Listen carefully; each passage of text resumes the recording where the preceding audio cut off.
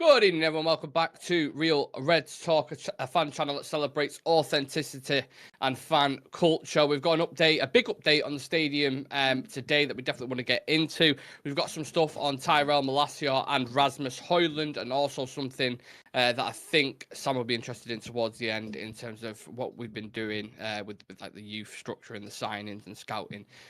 So I definitely want to get into that. But before I do, how are we doing, Sam? Yeah, it's Friday. United play tomorrow. Hopefully not ruin our weekend. So it's hopefully going to be a good weekend. Mm. Yeah, of course. Not at Old Trafford tomorrow. We're at Selhurst Park away. But we're going to dive into the stadium because I think it's important, the article that's come out recently. So let's talk about it. Foster and Partners, a world-renowned architecture firm, has been appointed by Manchester United to develop a master plan for Old Trafford. The goal is to create a world-class football destination for Manchester United fans, whilst also enhancing the surrounding area. The plan includes mixed-use developments, residential, entertainment, and business to benefit the local community and attract new visitors. Finally, some movement on this huge project, Sam. Yeah, At last. this sort of stuff is always going to take time, though, isn't it? Like you think about the grand scale of it and like what it actually entails, the amount of money that's going to be invested. It's always going to be a time suck. And to be honest, any sort of movement is good movement because that's been over the Glazers over the past over decade. Like there was never going to be any movement. Not even it took him fucking protest and fans going mental to get a lick of paint on the bloody place. Never mind actually upgrading it or doing anything with it. We only just got Wi-Fi last season, so yeah, this has been a long time coming. And a club of our stature and a club of this size should have a stadium to reflect it. Spurs have one, Arsenal have one, City sort of have one, but again, they can't really fill it. And Wembley is there, so everybody has got a world class stadium. Even Everton are getting a world class stadium, so United should be right in that conversation as well. And they say there's going to be substantial engagement with fans, local authorities, and community members during the planning process. Did you receive the email? Did you do the form? Just Yeah. talk us through that for anyone who hasn't done it or anyone who's watching. So if you're a United member or a season ticket holder, so if you've been to games, you have to be a member to get a ticket. Like that's how the system works. So if you're a member, you can get free memberships, you can get premium, and then light, and then there's different tiers of it. So basically, the higher tier you are, the more priority you get for tickets and stuff like that. That's basically how it works. And then you have to be a member as well to get on the waiting list for a season ticket as well, which is it like 5 years long at this point? I'm not sure where we're at. Yeah, 150,000 isn't there on the waiting list at the minute? No, crazy. Probably more now. There you go. So yeah, we all got sent a fan survey in your email. So I'm sure if anybody's watching who's a member, they probably got it as well. If not, check your spam folder. And it basically is about 10-15 minutes, and it's just basically you ask you questions on what your priority would be in a brand new stadium, how you feel about the current facilities, what's lacking, what's how do you feel about toilets, seating, spacing, concourses, food, drink, things to do outside. What time do you arrive at the stadium? Why do you arrive at the stadium that time?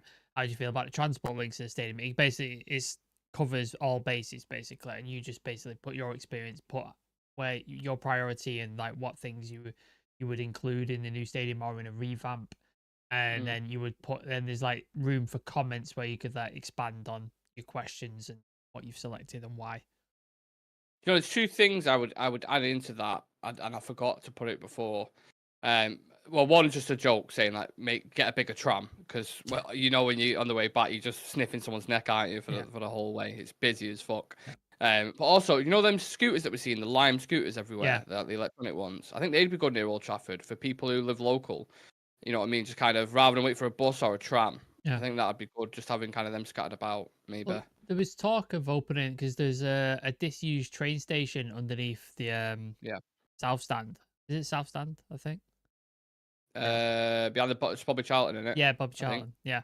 There's a disused train station there, so there was talk of opening a Metrolink stop.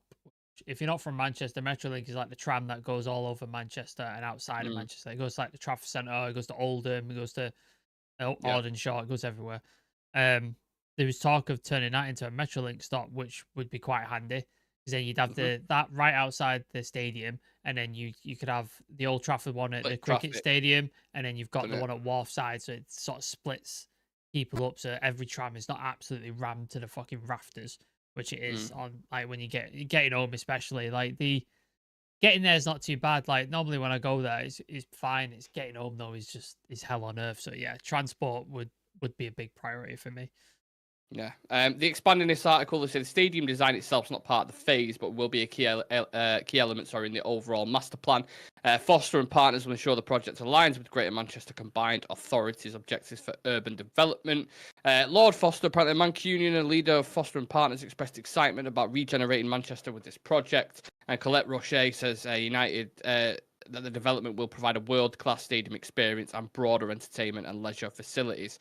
What does it mean for United fans, though? Is it just a case of simple black and white? It's going to be a better experience, and it's as simple as that, or is it a case of beyond that, the area like they talk about around it, Wallside, Keys? It's going to be it's going to be a lot of money to be made in it. I know that's not the focal point that they'll push, but that's what they'll want as well as obviously fans enjoying the time there. Yeah, so there's a couple of things in there. Like obviously you got the stadium experience itself, which Yeah. is a singular thing on match day and what have you. But then, like you said, all the surrounding area, like again, we've been there many times. When you go there, there's nothing really there. Like in all honesty, there isn't. There's hotel football, and that's about Mm. it. Like Yeah. there's nothing else around there. There's a tram stop at Wharfside with a is it a Premier Inn? I think, or is it a Travel Lodge? One of the two. I think it's Premier Inn. Yeah, that's it. There's nothing else. Like you have to go to Media City, which is a couple of tram stops down, Hmm. or like a 20-minute walk if you want anything to do in terms of bars, restaurants, or entertainment or anything like that. Mm. So if they can regenerate that area and bring stuff like bars, restaurants, Yeah. entertainment places, um, places for fan sort of interaction. Maybe you can do autograph signings. Maybe there's a media center where you can go watch like documentaries on United, or they can put on a big screen so you can watch like the Premier League games Yeah. Fan zones. before United kick off and stuff, like all that sort of stuff. And then that provides jobs for people in that area so they can go work and they can pay help their families and stuff. And then the area becomes an attraction, which then helps Manchester and becomes a massive part of Manchester, because that Old Trafford area itself is quite dead and quite boring. Like if you go down across the big red bridge, there's a couple of old restaurants that have kind of fell into disrepair. Like no, it used to be Fatty Arbuckles and all that sort of Mm. stuff, and there's some flats. That's about it, really. There's not much Yeah. going on there. So I think it could bring more stuff to this area, more businesses, more money, help Manchester bring up that area and stuff like that. The only thing I hope it doesn't do is just turn it into another sort of gentrification where it prices out regular people who can no longer afford to live in the area, which Mm. is never nice. But yeah, it could be positive for the area for sure. I think you raised an important point now about these kind of promised job opportunities around as well when we start to expand. Because take it from someone who's struggled on the job market before, when it's not, some stuff just isn't out there at all. It's very difficult to bring that to this area, which I'm very close to. I think that's very, very important for a lot of people around there. So you can only imagine if there's going to be all these bars, whatever it is that they bring around here. Yeah. That's you're talking thousands and thousands of jobs, aren't you? That Yeah, are going to be that's the placed there. job, the revenue stream as well, like for potential businesses there. Because you think, what if we're going to build 100,000 seat stadium? That's 100,000 people Mhm. plus that could potentially come to your business to spend money every single week. So it's just like Yeah. it's a mega opportunity. Do you think they're going to try and change the perception of Old Trafford globally as well? Maybe like Tottenham now, they've got NFL in there, aren't Yeah, there? They've got fucking Beyonce gigs and those kind sure. of things. Do you think they'll expand down that route? I think they definitely will, because he started off talking about the Wembley in the North, didn't he? That's House of Jim sort of speaking Yeah. about it, and people didn't really like it. People sort of think, and he's sort of not said that as much recently. Um, But you got to think that it's like when the Euros was being selected for stadiums and Old Trafford's not on the list. One of the Embarrassing. greatest teams in the world, one of the oldest Yeah. stadiums in the world, and the greatest histories, and it's not on the list of stadiums. Like that's a big red flag there, very big red flag. So if you make your stadium to tip top and one of the most excellent stadiums in not just in the country but in Europe, can't help but be denied for tournaments like that. And then, like you said, concerts like Oasis play at the City Stadium, Ed Sheeran plays at the City Stadium, like loads of people play at Coldplay. Nobody plays at Old Trafford. Nobody plays there. Nobody, like, no concerts, no nothing happened there. And that's another thing that could happen. Like the NFL, there's another thing. Like, so you bring further things in there. So all these different opportunities open up if you've got a modern, adaptable stadium, and you can change things differently depending on what's happening. And again, it's more revenue for Manchester United on top of it because they'll own the stadium. Yeah, I'm just thinking like one thing I think Carl Anker mentioned on the Talk of the Devils last night was listening to really good.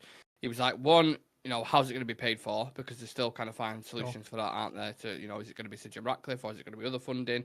I know Andy Burnham's put out there that they're not going to pay for it. They'll help with things around it. I think the regeneration of the area is where that's Manchester will focus, contribute. But in terms of the stadium being built, there's all these people saying, "Oh, he's getting taxpayer." It's not.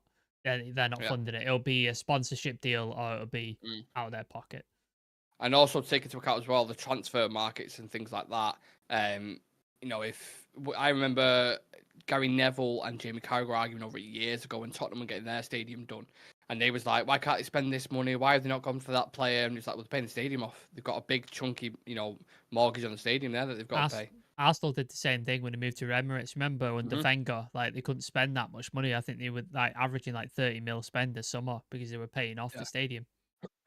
Yeah, I think people's main concern as well is the atmosphere in it. Like, will it be the same traditional Old Trafford? Will you hear the seats clacking, the roar? If you've been there, you truly know what it is. How is that going to be? Because I think the idea of a stadium is fantastic, and I'm all for it. And I said that a new stadium, I'm happy to do it, but I think it's got to be executed the right way on it. Yeah, you can't have a soulless, what I describe as a bedpan. Like, I've seen all these like AI stadium designs, and they all look like a stainless steel bedpan. Like, and I don't know if you've been to a hospital. A bedpan is something you piss and shit in when you can't get out and go to the toilet. And that's essentially what a lot of these stadiums look like. And again, shiny metal, soulless, no character, no nothing. I don't want that. I don't want to see that. I want to see some history integrated into it. I want to see some life and some character and something into it. And then once you've got that going, it's easier for then the fans to create the right atmosphere within the stadium because they feel like they're at home already. I know West Ham took a while, didn't they, before they adapted to the stadium. It took them time because of how soulless it was. So I think it will take time anyways, but if you can make it the transition easier with that sort of stuff, I think it helps. I think the things you think of instantly, for me anyway, when I'm going to a game, you see hotel football, you smell the food from the food trucks, like the burgers and the chips and those kind of things. You see the Trinity statue, in the Munich area, and Memorial and all that kind of stuff. They're important to me as a match-going fan. Obviously, I want to go more than I can, but due to this channel, I can't go as much as I want to. So I think having those kind of things in place, how you do it is a tricky one, isn't it? Because, do you just keep them where they are? Can you move them around the stadium? Like, I know it's not too far away from it, so it's still part of it, but I don't know. It's a weird one, isn't it? It depends because there's been a U-turn on keeping Old Trafford as it is, and they're going to demolish it. Apparently, because the cost to downgrade it to a 30k stadium and modernize it would be far too much. It would add cost. So apparently that's what happened. So if they are going to knock it down, you'd assume they're going to take the historical things in there, like you mentioned, the Munich Tunnel, the Jimmy Murphy statue, the Trinity statue. Assume they're going to be moved to the new bit. I assume because some of them are integrated into the actual stadium. So I assume they're going to get moved and integrated, which would be nice.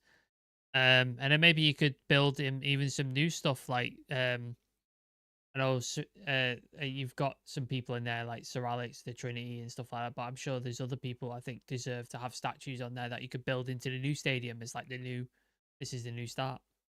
Yeah. Rajat saying, didn't Gary Neville start hotel football? He did. Yeah, saw an opportunity taking it. Jonathan Ball saying, I would say what made a new stadium more palpable was the idea of Old Trafford would be used for the academy and women's team. Anything less is criminal. Well, yeah, they're talking about, funds wise, it's going to cost a lot of money to keep just like a 70,000 seater. You're talking millions. Who's going to pay that as well? But again, Leeds Sports Village, it's like Andy Mitten said, it's a bit of a mooch way, isn't it? You know what I mean? We've been there a couple of times. It's not ideal, so I think they'll find some form of middle ground. But it's a long process before it's going to take years and years to get this sorted before it's actually up and kicking. Bernabeu outside is terrible, apparently. I haven't seen it, I don't think. I've only literally just seen the stadium, so I don't know what the area looks like around it. For me, walking down St Matt Busby Way with thousands of fellow United supporters at Old Trafford slowly comes into view. Yeah, I get it. Look, like that's why they've sent this thing out, because they want to hear fans. Whether they take it on board or not, I'm sure they will. I trust in that they will. So that's why I was saying it's very important. If you have received that email or if you haven't given them any feedback, I don't think you have the right to complain, really, do you, Sam? If you know these things happen, you're like, well, you didn't voice your opinion, you didn't send them anything in, so. Do you know what I mean? That's when it's like voting, in it. If you don't vote for a prime minister, then you can't really complain. Well, there's always those people in there who don't vote and then they just bitch no matter who wins. It's like, I'm just gonna bitch no matter who wins because I didn't vote, so it's it's irrelevant to me. But yeah, if you're a member, you got the thing and you have got the email, make sure you fill it out. Make sure you make your voices heard.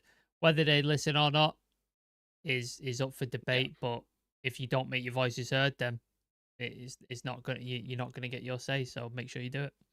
Absolutely. Right, moving on into other news. We've had some injuries regarding Tyrell Malacia and Rasmus Højlund.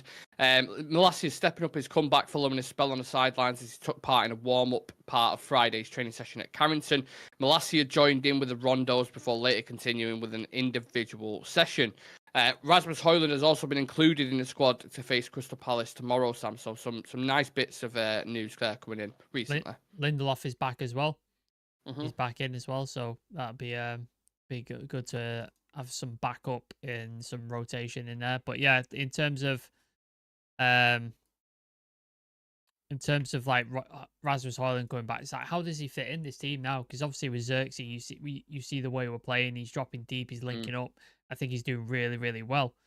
It's just like when you're playing with the likes of Garnacho and Rashford, we saw it didn't really work with Højlund, did it, last season? Like, they weren't feeding each other, they weren't connected and stuff like that. Whereas with Xerxes, there seems to be that connection. So it's just like, you change the team setup if he comes straight back in, or do you leave him on the bench and sort of give him minutes here, there, and everywhere, and then introduce him that way? So it'll be interesting to see how he's used going forward with Højlund, because I think Xerxes slotted in like really well. The way I look at it, if I try to isolate both the strikers to different situations, I look at, so we're playing Crystal Palace, for example. They're probably going to be, I think they play with a back five, right? They're going to be quite compact, hit you on the break. I think Xerxes is going to be perfect for that because you could drag centre back, left, right, and centre. I think when you're playing, Liverpool, Old Trafford, and they're pushing on and you've got a bit of space in behind, Rasmus Højlund is probably perfect for that. But then at the same time, like we said before, I think you can play them both together in certain games, depending on systems. Well, so I think that's how you get the most out of him. Xerxes played on, is it on the right? Was it for Bologna a couple of times? On the right hand side? Left. I think it's left hand side. But, yeah. So yeah, you can see that. Like, if say we need to get a goal and we chuck the kitchen sink at it, you bring Højlund on, and then you've got somebody on the right, Xerxes goes to the left, and then Højlund goes down the middle. Yeah, rotation. Fluid. So yeah, it'd be interesting to see. I'm interested to see how he fits in, like how Ten Hag sets it up, and I hope during the summer and in training that they've worked on Garnacho and Rashford trying to find Højlund. Like, I hope that's been worked on, because that was something that was really, really disappointing last season. Yeah, Malacia, I'm fascinated by. They're talking about he's been in rondos, he's taking part, so he's almost there. It's like 90%, and he's pushing in. I think maybe they'll try using him, do you reckon, in like a cup game? Like Barnsley would have been perfect, for example, something like that. I think that's how they'll try to feed him into the squad and then slowly build him up. Because for something like he's had the setbacks, you can't rush him back, can you? No, and it says, I think in the update, they said they're going to take the time with it. They're not going to rush it. They're not going to push him into things, which is good, because if he's had multiple setbacks, the last thing you need is to push him and then have another setback, and then he may never play again. But it's encouraging that he's joined in with a rondo. It's encouraging that he's joined in with that. But they've not gone, get full into training. He's still doing his own individual thing. But hopefully we see him before Christmas. That would be nice. If we can see him before Christmas, would be good. I think we will. We've got FA Cup games coming up. We could draw like a sort of lesser team there where he might get to play. Obviously, the Europa League, we've got a couple of teams towards the end that might be a bit where we've already sort of qualified for the next round. Could be interesting to do. So yeah, I'm interested to see him come back, and I hope he does come back, because again, we haven't got a fit left back at the minute, so it'd be nice to have one. By the way, I don't know if anyone's seen the picture of him, but he is fucking shredded. Yes. All he must have been doing whilst he was out Just doing was curls. was just doing bicep curls because he can't do fuck all with his legs. Just curling all day, all night in his sleep because he's big. He's like, if you compare him to when he first came to United to now, honestly, go back and look at the pictures. He's put on some size and timber. And because of his aggressive nature anyway and how physical he is in his play, obviously it's been a while since we've watched him. I think that will suit him, to be honest with you. And I think, yeah, it could end up being like, and exactly. Oh, I know the cliche is a new signing in it. That's what they always say. It's been, but it could because it's been out for that long. Have you seen it on Twitter? They've just done that. It says one of the players' coaches say new signing as Malacia came out to train and Ahmad threw a ball at his head. Yeah, that's what I'm saying. So yeah, it is like a new signing. So I hope he does get fit. I hope he stays fit because then the pressure of having to push Luke Shaw back so much becomes almost nothing, doesn't it? If Malacia hits the ground running. So yeah, good news all in all. Pretty now good. It's pretty good squad depth as well. Like if you look, Matsraoui, Dallo on the right hand side, Shaw, Malacia on the left hand side, Maguire, Yoro, Lindelof, De Ligt, Xerxes, Leacher. Why am I saying Xerxes? Leacher. That's pretty good squad depth in terms of defense in it. Like I quite like that. I quite like that a lot. Yeah, it's just maintaining him and keeping him fit. And a lot of people see, I think the fixture congestion maybe is a little bit of negativity, but I don't with the players that we've got now because I think there's enough minutes for each one. So when Euro comes back, start him in Europa League games. Start the quality in games. Doesn't drop off either when you rotate out. The quality stays the same. Yeah. That's the main point. Right, before we discuss this little kind of article on scouting and there's a few bits on there, I'm just going to go back to the comments. Højlund may make the bench. I think he'll be on it, but I don't think Mount will be. Xerxes at Bologna used to drift out to the left wing. Yeah, similar to Martial, I'd say. Jarvis in the chat saying big up all. Big up Jarvis, the Mr. Nutritionist. Højlund at Atalanta used to play left side of a front three rather than the striker. Yeah, I did see that, to be fair. The only issue is, I think he could play that role, but if you're asking for service because he's a striker, putting him out on there, I think Xerxes is going to be much more effective in that role, I would probably say, and Højlund central. He's used to linking up. He's used to like switching. He's used to like looking for people to pass the ball into. Whereas Højlund's first strike is get on the ball and like try and get a shot off goal. Like that's his first instinct. So yeah, I think he will be better on that side. Yeah, a lot of depth and the age profile been brought right down by Ineos, and I'm liking it. I'm absolutely liking it. Now, Dean Jones Soccer, again, it's not one who's going to be announcing transfers or anything like that, but he has put an interesting piece on United saying, Man United are intent on making sure that they don't miss out on top young talents for the coming years when they've been early to scout them, instead of paying premiums later on down the line. And there's millions of examples you can go through in Casado, Haaland for 10 mil. I mean, and the list is absolutely endless. Very, very important this is, I think something a lot of us have spoken about on the channel before, these young gems in Europe that are going to cost £1 million. If it doesn't work out, you sell them for 500k. Now, it's £500,000. It's a lot of money to us, but to United in terms of transfers, it's a small hit, isn't it? Yeah, it's nice to see because obviously Samuel Lascelles signed, was it yesterday? It's official. Chidi Obama is still going through arbitration, I believe, with the Arsenal and stuff like that. Obviously, we've got Sekou Kone, who's now part of the academy and stuff like that. So these kind of signings we did under the Glazers, we didn't do. Like you never saw players like this come in where it's just like, oh, we bought academy prospects in. I think Garnacho maybe the only one, and Hannibal, but we paid a lot for Hannibal. Like for a youth player, we paid quite a lot. For him, which is a lot for a youth player, for a guy it ultimately didn't work out. So if you're bringing in young talented players, like you don't want to spend big money on them because that automatically puts pressure on them to succeed. Because if they don't, you've just dropped 10 million on him and it's a failure. You're not going to sell them for that. But like you said, if you sell them for 500 grand, $1 million, and then they come through, they play, you're automatically going to add a couple of million to them anyway because they play for United first team, and again, it's profit. Chelsea basically operate their entire business on this. This is how they operate, and make all their money. Obviously, I don't want to see United become that. I want to see every single youth player that we pick up become something and be a United player. But we know the odds. It's very, very small odds of you becoming a first-team United player from the youth academy. It's very short odds. And sometimes even the best players in the academy don't become first-teamers. Like Rashford wasn't the best in his class. and he made it. There was people like Ravel Morrison, who we spoke about, didn't make it. So it happens a lot, but I'm glad that we're focusing on like young, unknown players, but with talent that could potentially be molded into something fantastic. And I've heard a lot of great things about Sekou Kone. I'm really excited to see if he gets an opportunity. Chidi Obermartin, one I've heard really good. His goal scoring record apparently is phenomenal.